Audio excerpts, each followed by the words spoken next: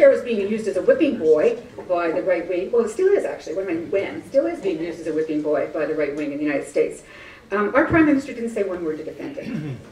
Lots of us got on the internet, wrote to our friends, went down to the stage, did all kinds of things to make sure that people there knew the story. And one of the things that really interested me about that was Shauna Holmes.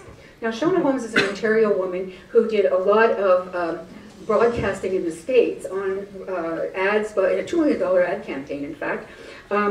She presented a really scary scenario. She said that she's from Ontario, and she said that the Ontario government had forced her, our health system in Ontario, had forced her to go to the States to get life-saving surgery for her brain tumor. Well, as a cancer patient, this was pretty alarming to me. And it also sounded a little fishy, because I always had very fast care when I needed it, and a brain tumor sounded like a pretty scary thing. So I decided I was going to, since she was being quoted by everybody down in the United States, all the right-wing politicians were quoting her and having a great time with her, I thought I'd just look into it. A few minutes of searching on the internet, and I found that Shauna didn't have a terrible cancer destroying her brain. She had a cyst. Now, it's a serious thing, right? It's not anything to be dismissed. But it wasn't life-threatening, and it wasn't an imminent danger, and it wasn't the scenario, life or death, that she was portraying on national television. Her Ontario doctors had offered her the appropriate treatment, but said it was going to take a few months, and she didn't want to wait. So she paid $97,000 to the Mayo Clinic and got treatment right away. Then she asked the Ontario government to pay it back. They said no. And you know what? I know that no one could talk about the specifics of Shauna's case, but not one person from the federal government or the provincial government stood up and defended Medicare against that kind of thing. Sure. That's what Tommy Douglas used to refer to as the subtle sabotage of Medicare. And that's a lot of what we face today, is that insidious, creeping sabotage. There's lots of it going around. There's one insidious way that creates two-tier Medicare. We talk about all the things like extra billing and privatization and user fees and membership fees and facilities fees, but there's also a lot of other ways that you can create a two-tier system. The conventional treatments for cancer these days, mostly surgery, chemo, radiation, but these treatments are gradually being replaced by some remarkable new drugs, molecular drugs, that are not necessarily cures, but they can extend life and good quality life for many years, many months, and even many years. And just to declare my vested interest in this, I've been taking one of them for almost a year as part of a clinical trial. They're changing the way we treat cancers. But there are two problems. One, they're incredibly expensive. The average treatment on one of these drugs is $65,000 a year. And I could spend a lot of time going into why that is and who's responsible for that. But I have mixed reaction to Big Pharma these days. It's keeping me alive, so I tend not to criticize them publicly. The other problem is that these drugs are funded through a dog's breakfast of provincial government rules. So one thing is one thing in one province and another thing in another. I want to tell you about Bob Anderson.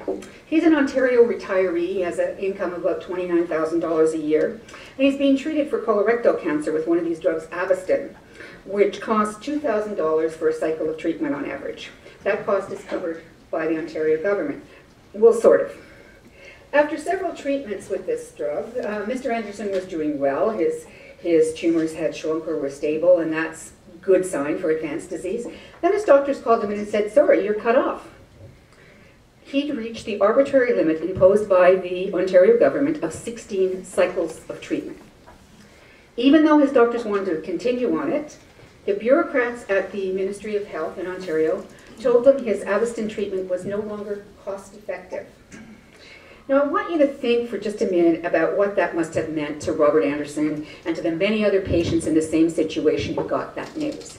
This isn't the same thing as your doctor saying, sorry, the drug's not working, your cancer's spreading. Difficult as that may be, there can't be anything more difficult than to be on a treatment that is working and have a faceless, nameless bureaucrat say to you, if you can't pay, you can't play. Because if you could buy Avastin, you could have it. But Mr. Anderson had won the limit of his 16 treatments. And when the late unlamented David Kaplan, who was minister then, was asked about this by the Ontario ombudsman who took up Mr. Anderson's case, He said, oh, well, you know, there's all kinds of scientific research. It's research. In fact, there was no research. There was no scientific evidence whatsoever to support the position. The scientific evidence said that if you took Avastin for a length of time, 16 treatments was the median point. So many people did well far longer than that. And in fact, in other provinces across the country, Avastin is fully funded. Now, in some provinces, it wasn't funded at all. So it really depended where you stood and whether or not you got it. The bean counters in Ontario didn't care about medical efficacy. What they were interested in was cost effectiveness. Now, it pains me to say this, but don't anyone tell Sarah Pale, and Mary, don't mention it when you're down there, because I could just see her using it as fodder for her death panel scenario. Tommy was no novice when it came to understanding the complexities of federal-provincial relationships, but even he wouldn't have expected to see patients getting one kind of care on one side of a provincial border and another kind on the other side. And I don't believe that he ever envisaged a Medicare system where government bureaucrats would dictate that patients that could afford to buy the drug could get it, or those who couldn't were cut off. I should just mention that Mr. Anderson never did get his drug, in spite of letters to the minister, letters to the premier, involvement of the ombudsman. He never did get it. And it's not just cancer patients, and it's not just new drugs.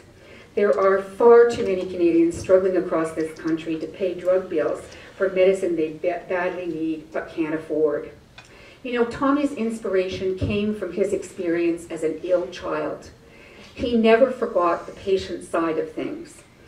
That's why he could always see a system guided by compassion, not cost effectiveness, and driven by medical need, not bureaucratic bean counting. We desperately need to remember Tommy's vision. We desperately need to recapture his passion for it. There's so much we can do and must do to protect and expand his dream. But he did warn us that this would be the hardest part. That's why we'll continue to need Mike, although I will still take him outside the barn afterwards.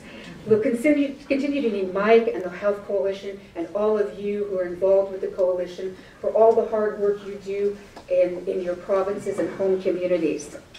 Much as I'd like to see a time when the Canadian Health Coalition doesn't need to exist, I don't think it's coming anytime soon.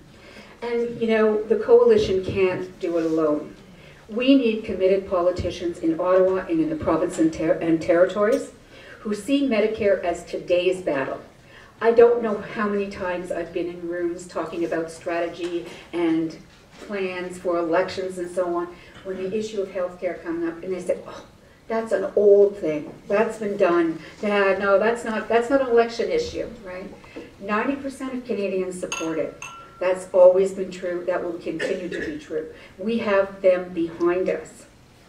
We need the people who've chosen to work in healthcare, at every level to speak out to protect Medicare. That's why the new health professionals are so important.